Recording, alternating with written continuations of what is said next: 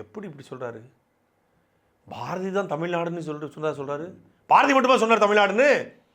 இளம்பூர்னார் சொல்லலையா? இளங்கோடிகள் சொல்லலையா? இது வரைக்கும் என்ன சொல்லிட்டு இருந்தாங்கன்னா, அண்ணா தான் தமிழ்நாட்டுக்கு பேர் வச்சாரு அப்படின்னு சொல்லிட்டு இருந்தாங்க.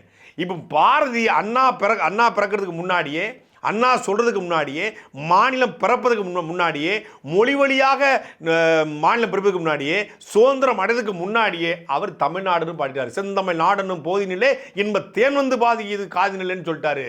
தமிழ்நாடுன்னு பேர் வச்சது அவர் தான்டா அப்படின்னு. இல்லை இளம்பூர்னார் அப்படியே சொல்லியிருக்காரு. இளங்கோடிகள் சிலப்பதிகாரத்தில் பாட்டிருக்காரு. வர்றீங்களா வழிக்கு?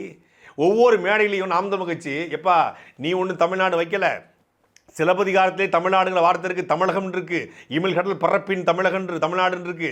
இளம்பூர்னார் பாடியிருக்காரு, எத்தனையோ புலவர்கள் பாடியிருக்காங்க, பாரதி பாடியிருக்காரு, எல்லாரும் பாடியிருக்கான்னு சொன்னேன். இல்லை எங்க அண்ணாதுரை தான் பேர் வச்சாரு. அண்ணாதுரை எப்போ வச்சாரு? அமெரிக்காவுக்கா தமிழ்நாடு பேர் வச்சாரு? ஆஸ்திரேலியாவுக்கா தமிழ்நாடு பேர் வச்சாரு? தமிழ்நாட்டு தான் தமிழ்நாடு பேர் வச்சாரு.